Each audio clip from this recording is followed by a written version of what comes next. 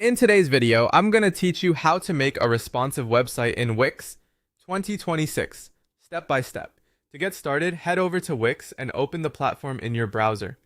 From there, go to your site so you can access the editor and begin working on the layout. Once you're inside the site editor, you're ready to focus on responsiveness, which simply means making sure your website looks good and functions well across different screen sizes. A big part of this in Wix is understanding how elements behave when the screen changes.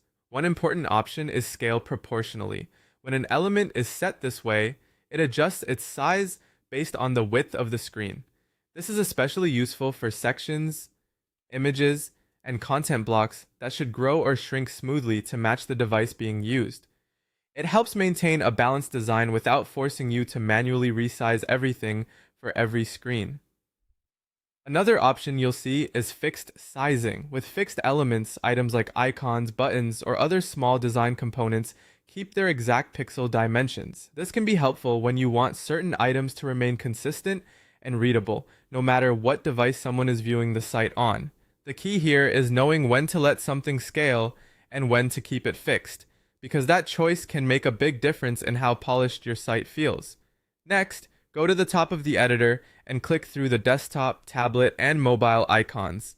These views let you preview and adjust how your website appears on different devices. This is one of the most important parts of building a responsive site, because a layout that looks perfect on desktop may need refinements on smaller screens. As you make adjustments, keep in mind that changes made on smaller breakpoints override the desktop design without changing the desktop version itself. That means you can fine-tune your tablet and mobile layouts confidently, knowing your main desktop design will stay intact. This is helpful for repositioning elements, adjusting spacing, or simplifying sections for smaller displays. Finally, hide non-essential or heavier elements on mobile views to keep the experience clean and fast. On smaller screens, less is often more. Removing extra decorative content or large elements can improve usability and help visitors find what they need more quickly.